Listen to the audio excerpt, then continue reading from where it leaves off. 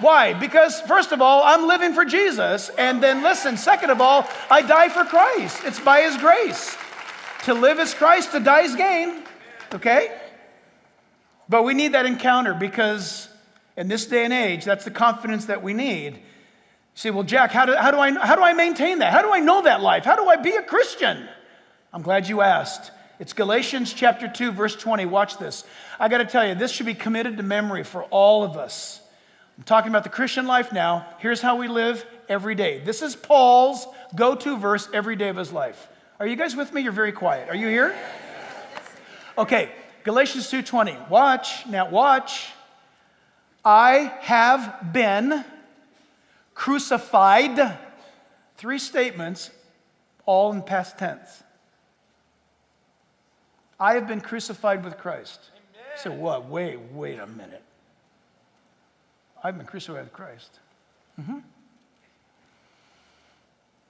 Listen, when you're crucified, you die.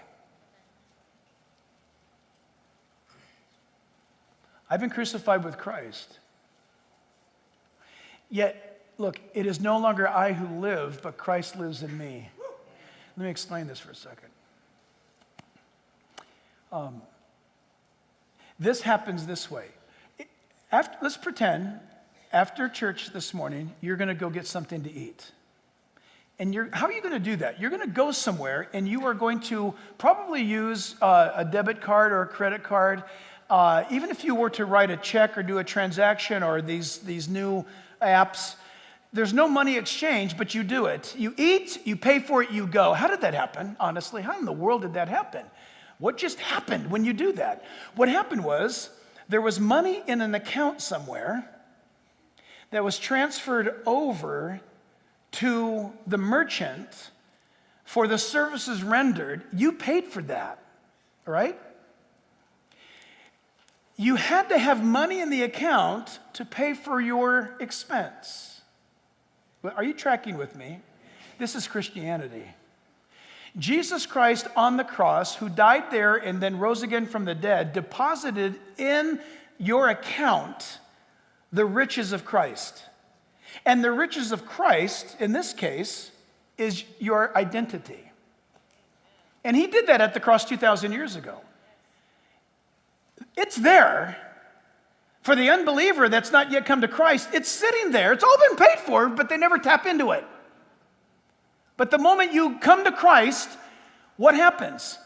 When he says, I've been crucified with Christ, but it's not me who lives. Christ lives in me. What happens?